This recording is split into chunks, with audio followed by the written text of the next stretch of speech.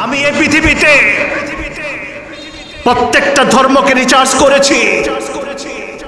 আমি কোন ধর্মের একজন ফিলোসোফার, একজন ধর্মযাজক, একজন পণ্ডিত বা একজন পাদ্রী এমন কাউকে পাই নাই হযরত মুহাম্মদুর রাসূলুল্লাহ সাল্লাল্লাহু আলাইহি ওয়াসাল্লামের মতো ধর্মীয় জীবনে যেমনি কৃতকার্য, উনি পার্থিব জীবনও কৃতকার্য। বলেন আল্লাহু আকবার।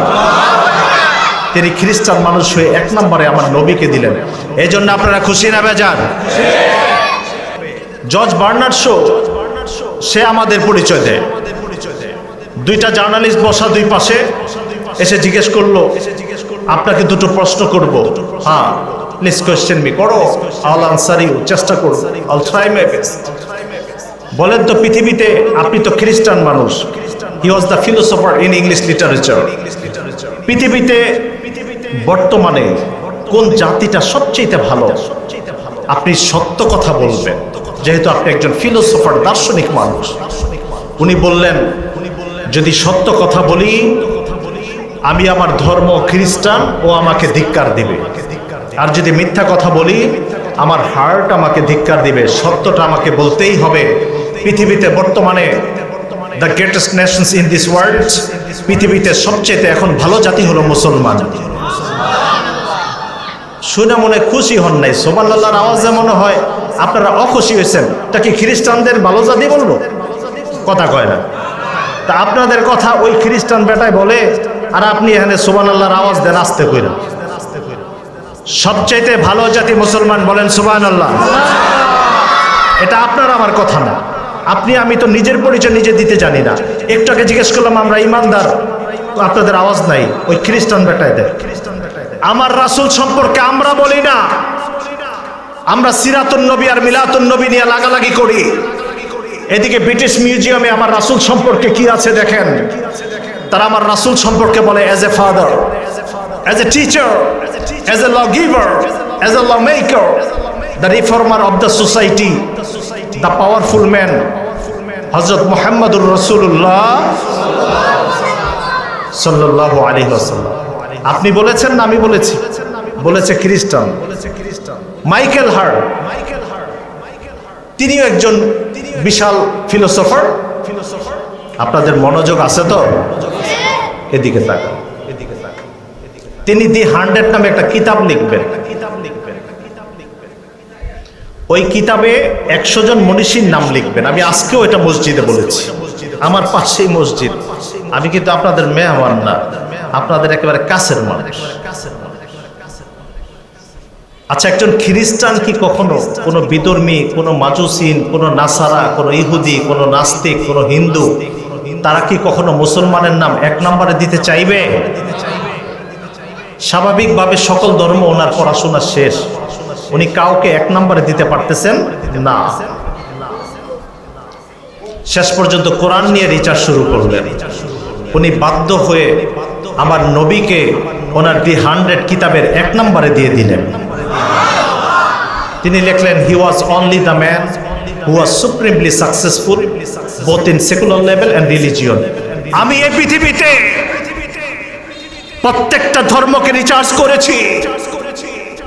আমি কোন ধর্মের একজন ফিলোসোফার, একজন ধর্মযাজক, একজন পণ্ডিত বা একজন পাদ্রী এমন কাউকে পাই নাই হযরত মুহাম্মদুর রাসূলুল্লাহ সাল্লাল্লাহু আলাইহি ওয়াসাল্লামের মতো ধর্মীয় জীবনে যেমনি কৃতকার্য, উনি পার্থিব জীবনও কৃতকার্য। বলেন আল্লাহু আকবার।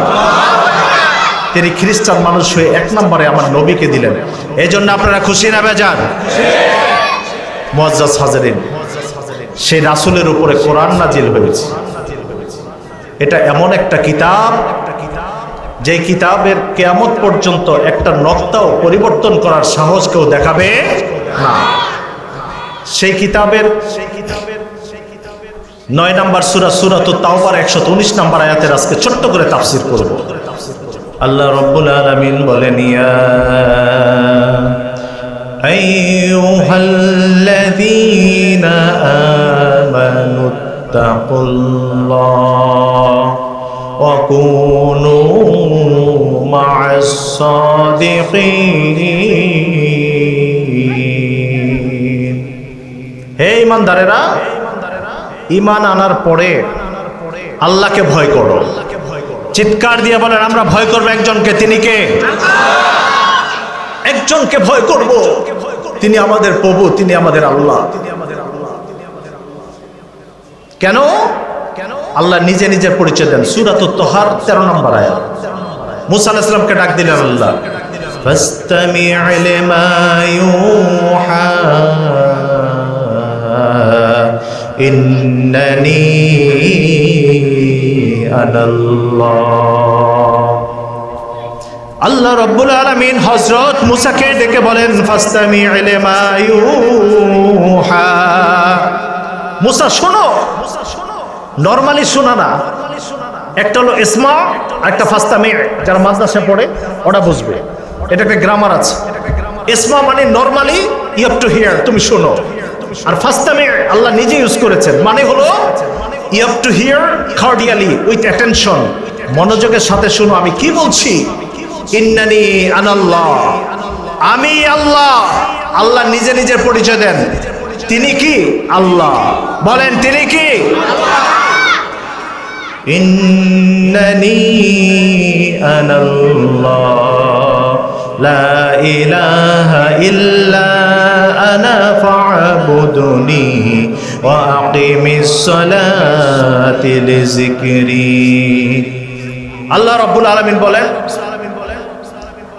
আমি ছাড়া কোনো প্রভু, কথা বলেন, আছে? তাহলে ভয় পেতে হবে কাকে? ওয়া আকিমিস সালাতা লিযিকরি, আর নামাজ পড়ো আমাকে স্মরণ হিসাবে। আল্লাহ বলেছেন ঈমান আনার পরে আমাকে ভয় করো, ইত্তাকুল্লাহ। আর আমাকে ভয় করলে কি হবে? তুমি মুত্তাকি বান্দা হয়ে যাবে। আর মুত্তাকি বান্দা হলে আমি কি করব? বলবো? কথা বলে না, বলবো? আমরা এখানে যারা আছি আমরা আজকে মিলিয়ে নেব আমরা মুত্তাকি বান্দা কিনা। আমরা ঈমানদার, এটা 100%। আমরা কি? আরো জোরে। আমরা 100% মুসলমান, আলহামদুলিল্লাহ। কোন এতে কোনো সন্দেহ আছে? আমরা 100% ঈমানদার, আলহামদুলিল্লাহ। কোন সন্দেহ আছে? এই যে ঈমানদার মুসলমান এরা জান্নাতে যাবে, সুবহানাল্লাহ। কোন আমার কথা না, আমি বানায় কিছু বলবো। আল্লাহ রাব্বুল আলামিন পবিত্র কোরআনে 3 জাতিকে খুব বেশি ভালোবেসে তাদেরকে স্থান দিয়েছেন কোরআন। আমরা আল্লাহ রাব্বুল আলামিনের প্রিয় বান্দাকে 3 ভাগে ভাগ করতে পারি। We can divide into 3 parts. তাদেরকে 3 ভাগে ভাগ করতে পারি। 1 নম্বর হলো মুমিনিন, 2 নম্বর হলো মুসলিমিন, 3 নম্বর হলো মুত্তাকিন। এই আয়াতের ভিতরে 3 জাতির কথাই বলা হয়েছে।